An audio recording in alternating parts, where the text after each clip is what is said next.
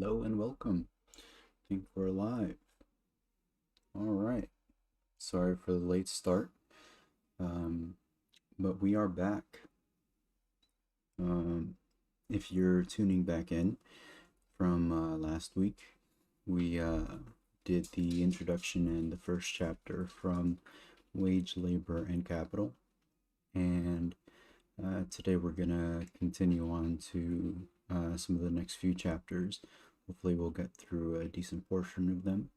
But um, I did want to at least start with a recap of one of the main points that we left off with from last time, and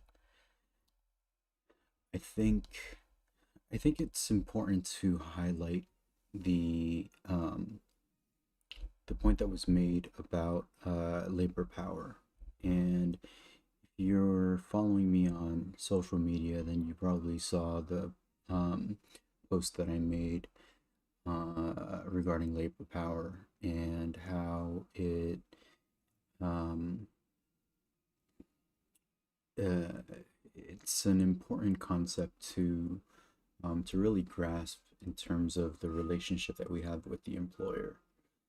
Um, so I guess I wanted to take a second to at least um, really dive in on that, um, because I don't think that it's something that is a part of the way that we look at the relationship that we have with our employers. Um, but in terms of what happens when we go to work, um, w- especially if we work in an industry where we're making money for our employer directly, uh, that is something that should be pretty easy to conceptualize. Uh, what we're basically selling is our ability to make money for them. So we go to work and we literally uh, spend time making money for the company. And I think in a lot of contexts that's pretty easy to understand that the company's out to make money. So our time there, the long and short of it is that they're trying to make money, and we're just a part of that plan.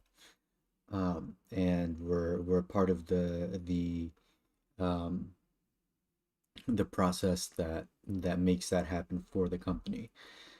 Um, and we we don't always really grasp how much of an influence our specific job has on the overall profit that the company makes.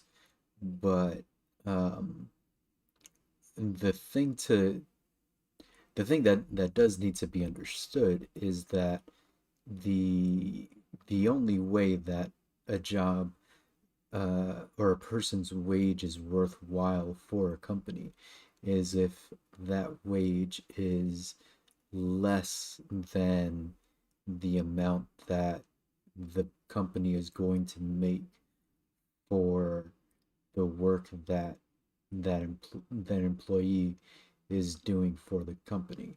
So, and this will make more sense as we go on through the rest of the chapters, but that is something to sort of keep in mind, that the relationship that we have with our employer is one where what we're selling is our capacity to create profit for our employer. Um, so we'll sort of see how that plays out over the next few chapters, but um, it is a commodity that we're selling our employer as part of this labor contract that we enter into when we have a job. Um, we're we're selling something, That's the nature of the game of having a job, even though we don't really think of it that way. But that is precisely what's happening. But all right. So we're going into the next chapter titled "By What Is the Price of a Commodity Determined?" So we start off by the competition between buyers and sellers, by the relation of the demand to the supply of the call to the offer. The competition by which the price of a commodity is determined is threefold. The same commodity is offered for sale by various sellers. Whoever sells commodities of the same quality most cheaply is sure to drive the other sellers from the field and to secure the greatest market for himself. The sellers therefore fight among themselves for the sales, for the market. Each of them wishes to sell, and to sell as much as possible, and it is possible, and if possible, to sell alone, to the exclusion of all other sellers. Each one sells cheaper than the other. Thus there takes place a competition among the sellers, which forces down the price of the commodities offered by them. But there is also competition among the buyers. This, upon its side, causes the price of profit, proffered commodities to rise. Finally, there is competition between the buyers and the sellers. These wish to purchase as cheaply as possible, those to sell as dearly as possible. The result of this competition between the buyers and the sellers will depend upon the relations between the two above mentioned camps of competitors, i.e., upon whether the competition in the army of sellers is stronger. Industry leads two great armies into the field against each other, and each of these again is engaged in a battle among its own troops in its own ranks.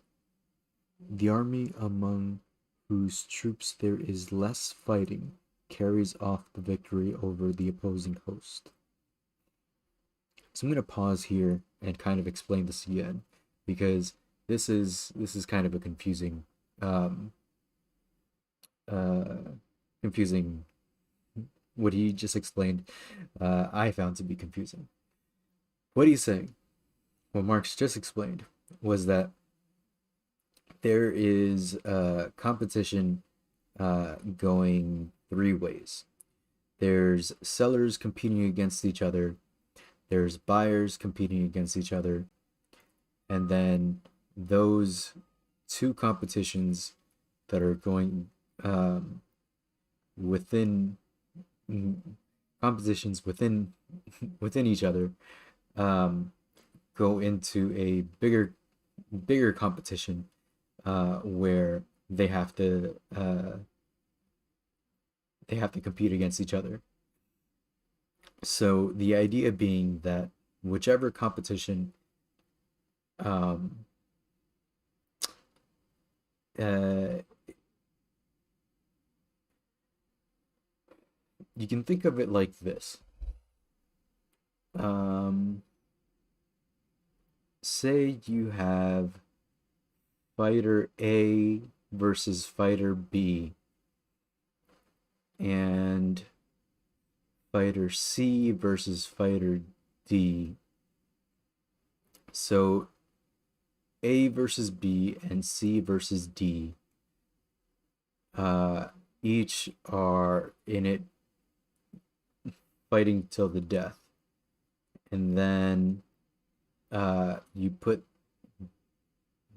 all four of them into another even bigger ring and say, all right, now A versus B and C versus D have to fight against each other, where A and B have to compete against C versus D. it might seem like it's supposed to be a free for all, but what Marx is saying is that in reality, what ends up happening is whichever, uh, whether A versus B or C versus D, whichever of those two competes against each other the least is the one who actually ends up winning. So if we take it back into sellers and buyers, what he's saying is that if the sellers are not actually competing it with each other, um, like if say companies are in cahoots with each other, then they're the ones who are going to win. Or if workers are unionized and they work with each other, then they're the ones who are going to win. It's a matter of who's working together. Are the workers working together or are the companies working together? That is what ends up determining who wins in this situation of what sounds like is a free for all, but in reality is just a matter of who's realizing that you need to figure out who your allies are, and your allies are who has a common interest. All right, so let's keep going. Let us suppose that there are 100 bales of cotton in the market and at the same time purchasers for 1,000 bales of cotton. In this case, the demand is 10 times greater than the supply. Competition among the buyers then will be very strong. Each of them tries to get a hold of one bale, if possible, of the whole 100 bales. This example is no arbitrary supposition.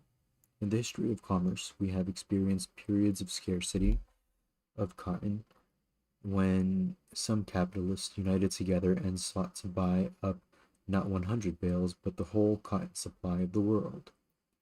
In the given case, then, one buyer seeks to drive the others from the field by offering a relatively higher price of the bales of cotton.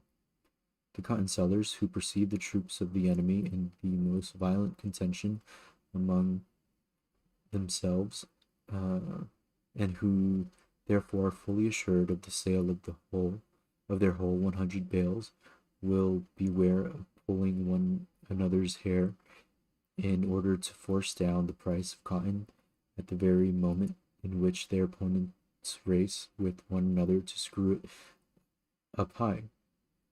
So all of a sudden, peace reigns in the army of sellers.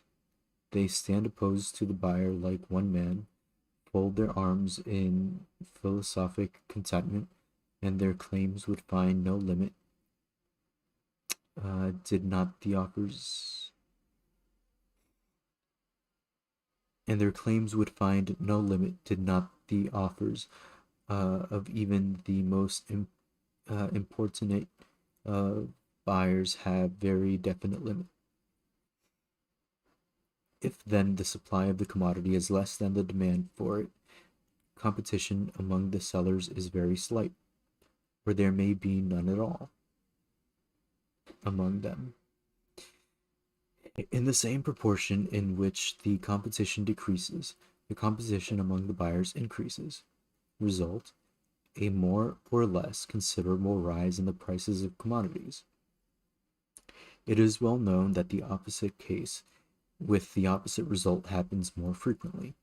Great excess of supply over demand, desperate competition among the sellers, and lack of buyers, forced sale of commodities at ridiculously low prices.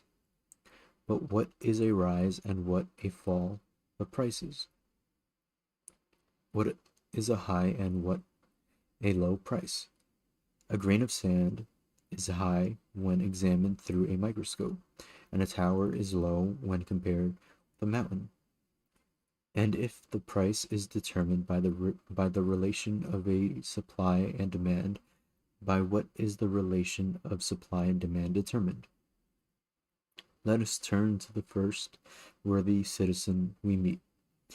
He will not hesitate one moment, but, like Alexander the Great, will cut his metaphysical knot with his multiplication table.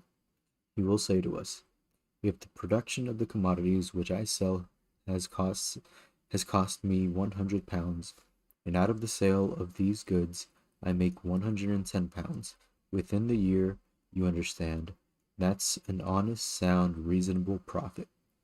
But if in exchange I receive 120 or 130 pounds, that's a higher profit. And if I should get as much as 200 pounds, that would be an extraordinary and enormous profit. What is it, then, that serves this citizen as the standard of his profit? The cost of the production of his commodities. If in exchange for these goods he receives a quantity of other goods whose production has cost less, he has lost. If he receives in exchange for his goods a quantity of other goods whose production has cost more, he has gained. And if he reckons the falling or rising of the profit according to the degree at which the exchange value of his goods stands, whether above or below his zero, the cost of production. We have seen how the changing relation of supply and demand causes now a rise, now a fall of prices, now high, now low prices. If the price of a commodity rises considerably owing to a failing supply or a disproportionately growing demand, then the price of some other commodity must have fallen in proportion. For of course the price of a commodity only expresses in money the proportion in which other commodities will be given in exchange for it.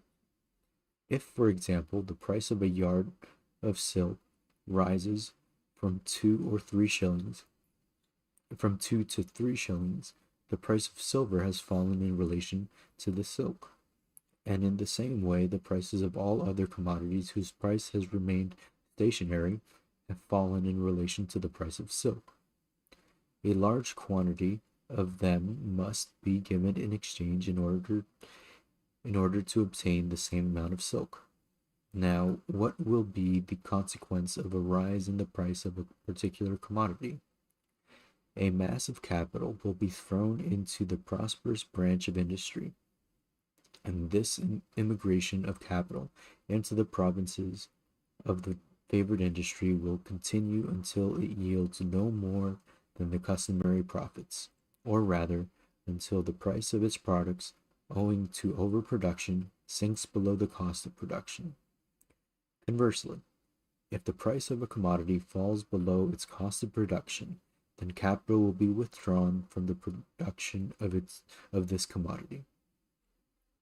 Except in the case of a branch of industry which has become obsolete and is therefore doomed to disappear, the production of such a commodity, that is, its supply, will, owing to this flight of capital, continue to decrease until it corresponds to the demand, and the price of the commodity rises again to the level of its cost of production, or rather, until the supply has fallen below the demand and its price has risen above its cost of production, for the current price of a commodity is always either above or below its cost of production. We see how capital continually emigrates out of the province of one industry and immigrates into that of another. The high price produces an excessive immigration, and the low price of an excessive emigration.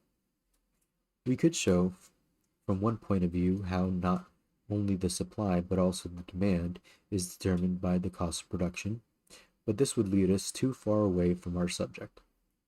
We have just seen how the fluctuation of supply and demand always brings the price of a commodity back to its cost of production.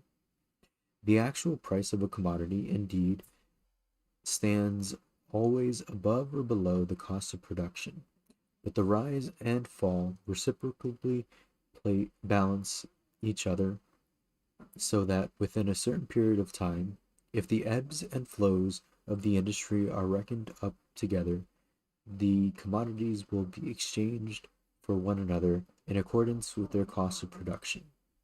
Their price is thus determined by their cost of production.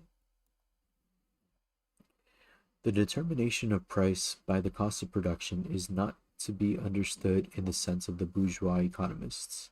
The economists say that the average price of commodities equals the cost of production. That is the law. The anarchic movement, in which the rise is compensated for by the fall, and the fall by the rise, they regard as an accident.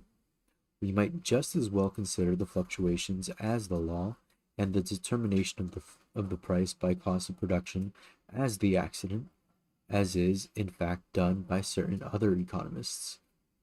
But it is precisely these fluctuations which, viewed more closely, carry the most frightful devastation in their train, and, like an earthquake, cause bourgeois society to shake to its very foundations.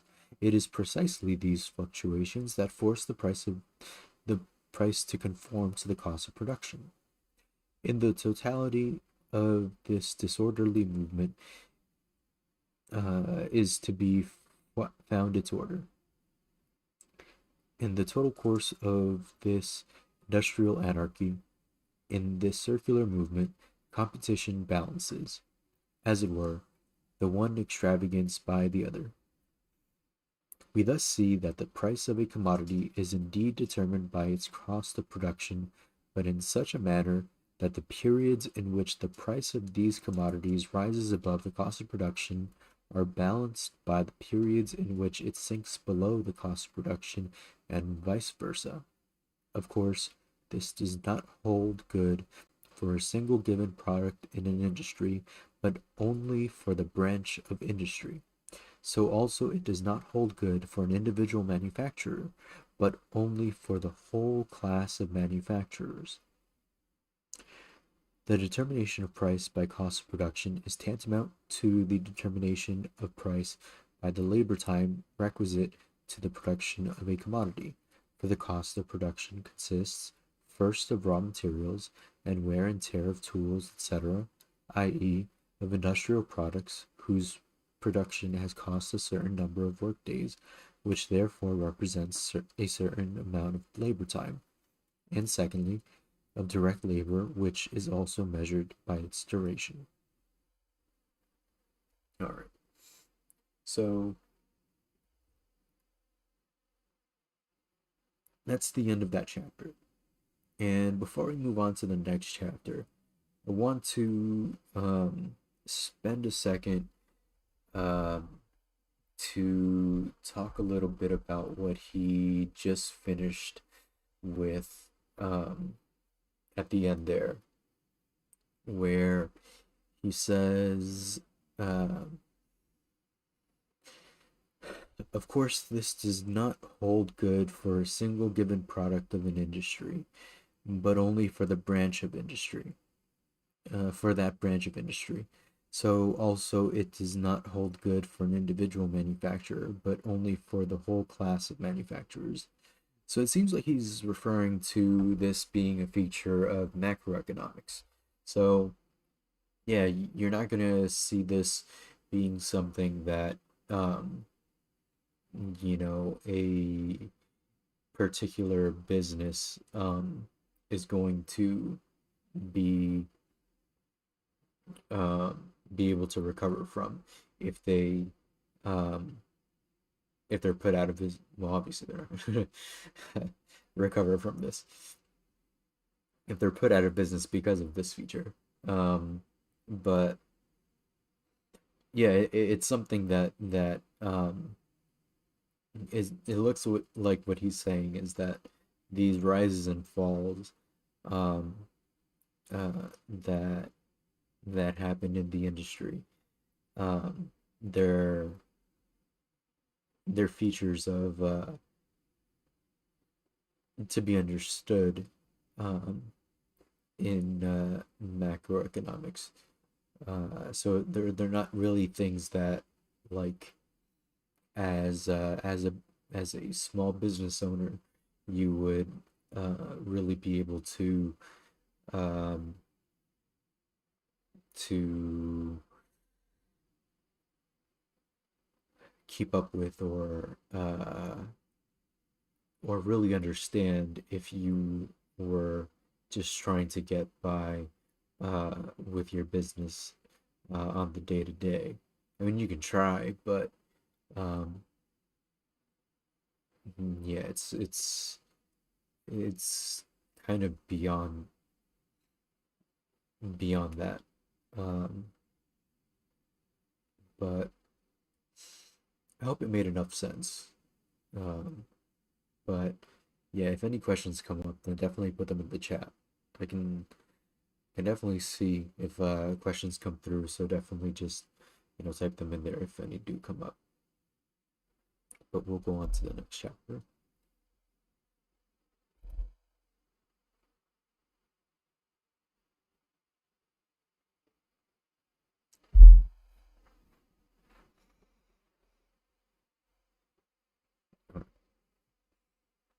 So now, by what are wages determined?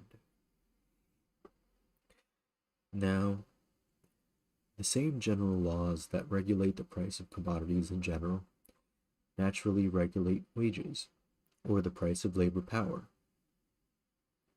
Wages will now rise, now fall, according to the relation of supply and demand, according as competition shapes itself between the buyers of labor power, the capitalists, and the sellers of labor power, the workers. The fluctuations of wages correspond to the fluctuation in the price of commodities in general, but within the limits of these fluctuations, the price of labor power will be determined by the cost of production, by the labor time necessary for the production of this commodity, labor power. What then? Excuse me. What then is the cost of production of labor power? It is the cost required for the maintenance of the laborer as a laborer and for his education and training as a laborer. Therefore, the shorter the time required for training for the particular sort of work, the smaller is the cost of production of the worker. The lower is the price of his labor power, his wages. In those branches of industry in which hardly any period of apprenticeship is necessary, and the mere bodily existence of the worker is sufficient, the cost of his production is limited almost exclusively to the commodities necessary for keeping him in working condition. The price of his work will therefore be determined by the price of the necessary means of subsistence. Here, however, there enters another consideration. The manufacturer, who calculates his cost of production and, in accordance with it, the price of the product, takes into account the wear and tear of the instruments of labor. A machine costs him, for example, 1,000 shillings, and his machine is used up in 10 years. He adds 100 shillings annually to the price of the commodities, in order to be able to, after 10 years, to replace the worn-out machine with a new one. In the same manner, the cost of production of simple labor power must include the cost of propagation, by means of which the race of workers is enabled to multiply itself and to replace worn-out workers with new ones. The wear and tear of the worker, therefore, is calculated by the same manner as the wear and tear of the machine. Thus, the cost of production of simple labor power amounts to the cost of the existence of the propagation of the worker. The price of this cost of existence and propagation constitutes wages. The wage thus determined are called the minimum of wages. The minimum wage, like the determination of the price of commodities, is the minimum wage, like the determination of the price of commodities in general by cost of production, does not hold good for the single individual, but only for the race. Individual workers, indeed millions of workers, do not receive enough to be able to exist and to propagate themselves, but the wages of the whole working class adjust themselves within the limits of the fluctuations to the minimum. Now that we have come to an understanding in regards to the most general laws which govern wages, as well as the price of every other commodity, we can examine our subject more particularly.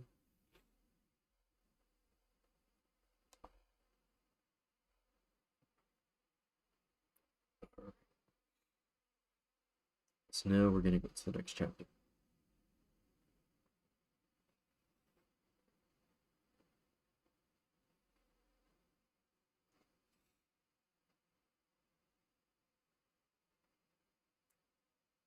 Alright. So I'm going to read this next part as it was written. And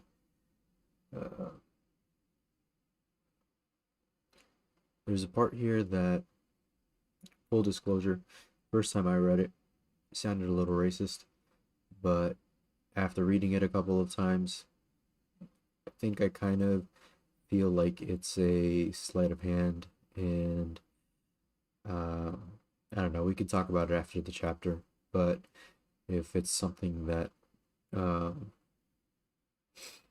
is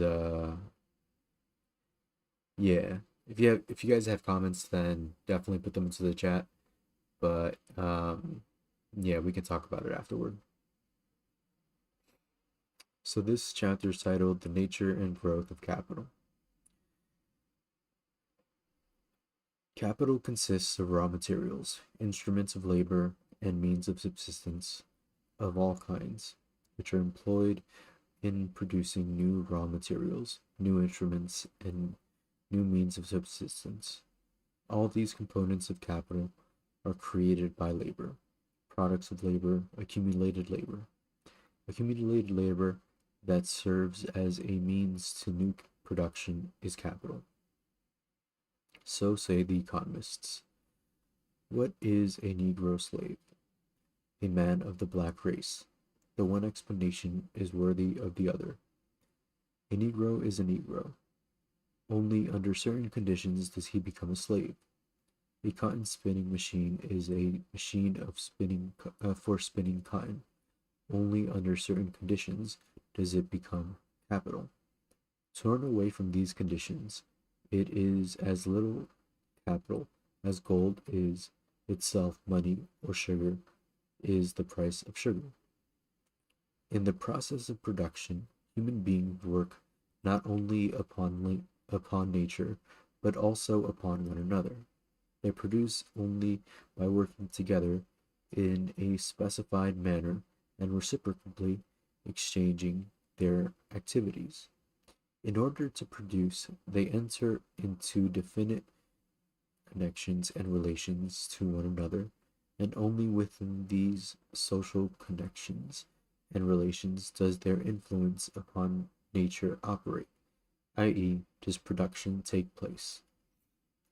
These social relations between the producers and the conditions under which they exchange their activities and share in the total act of production will naturally vary according to the character of the means of production.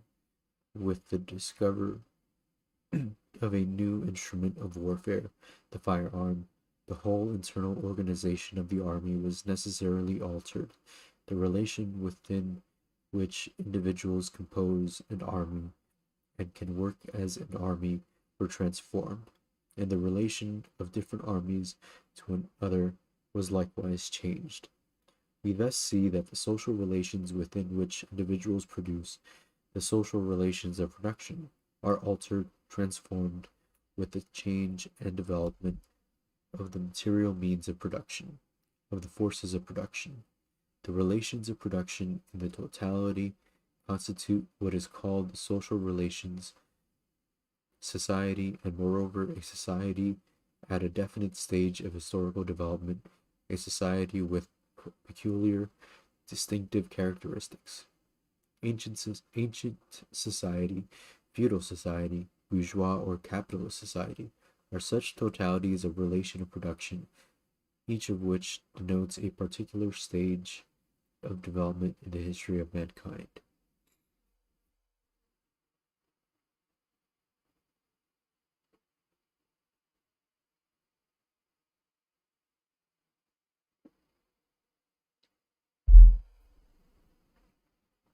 Capital also is a social relation of production. It is a bourgeois relation of production, a relation of production of bourgeois society.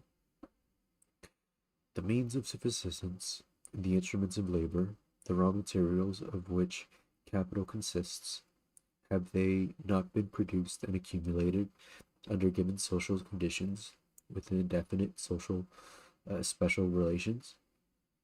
Are they not employed for new production under given special conditions within definite social relations? And does not just the definite special social character stamp the products which serve the new production as capital? Capital consists not only of means of subsistence, instruments of labor, and raw materials, not only as material products, it consists just as much of exchange of values, all products of which it consists are commodities. Capital, consequently, is not only a sum of material products, it is a sum of commodities, of exchange values, of social magnitudes.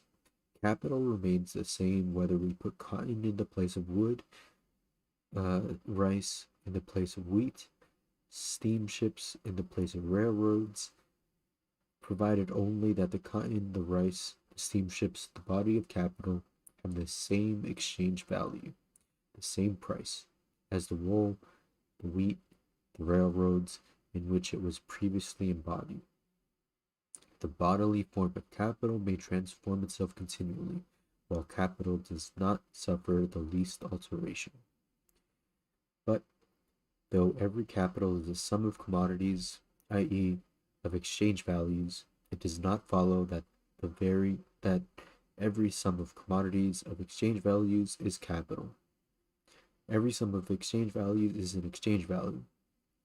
Each particular exchange value is a sum of exchange values. For example, a house worth £1,000 is an exchange value of £1,000. A piece of paper worth 1 penny is a sum of exchange values of 1/100ths of a penny. Products which are exchangeable for others are commodities.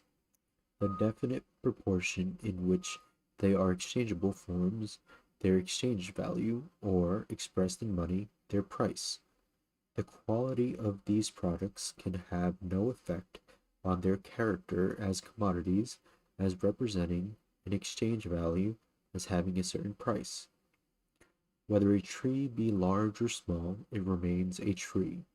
Whether we exchange iron in pennyweights or in hundredweights for other products, does this alter its character, it being a commodity or exchange value? According to the quantity, it is a commodity of greater or of lesser value, of higher or of lower price. How then does a sum of commodities or exchange values become capital? Thereby that is an independent social power, i.e., as the power of a part of society, it preserves itself and multiplies by exchange with direct, living labor power. The existence of a class which possesses nothing but the ability to work is a necessary presupposition of capital. It is only the dominion of past, accumulated, materialized labor over immediate living labor that stamps the accumulated labor with the character of capital. Capital does not consist in the fact that accumulated labor serves living labor as means for new production. It consists in the fact that living labor serves accumulated labor as the means for preserving the multiplying, for preserving. It consists in the fact that living labor serves accumulated labor as the means of preserving and multiplying its exchange value.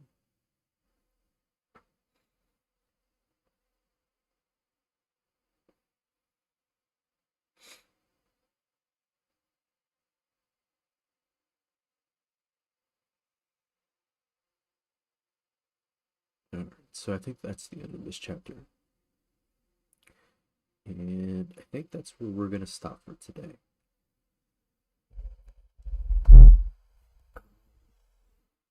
think we have any questions in the chat. But thank you guys for tuning in. Yeah. I'll give you guys a minute if you want to pose a question.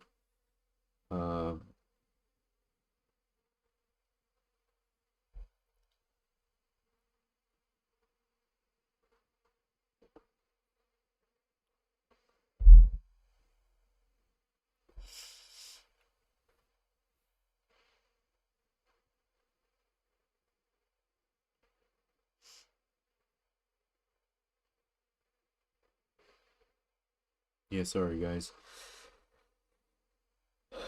Feeling the allergies today, as you can probably hear. But I was out today. I don't know if you guys know. Uh, Hopefully you guys do know. It's May Day. Today's May 1st. Known around the world as International Workers' Day. And yeah, it's a special day to celebrate and commemorate the power of workers. And so part of what I got out of it was allergies. So I'm feeling it. But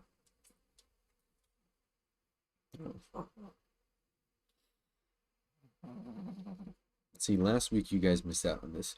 The Sunday group didn't because the Sunday group got to meet Sydney. But today you guys get to meet Sydney.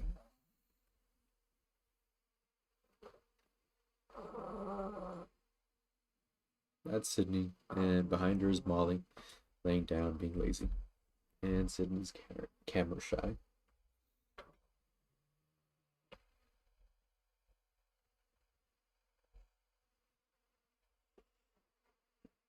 Alright. So, yeah, I think I'm gonna call it a day.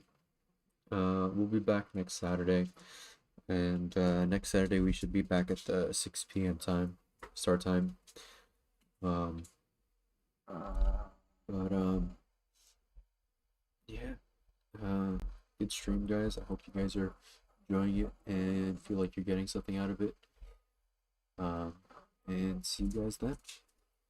Good night.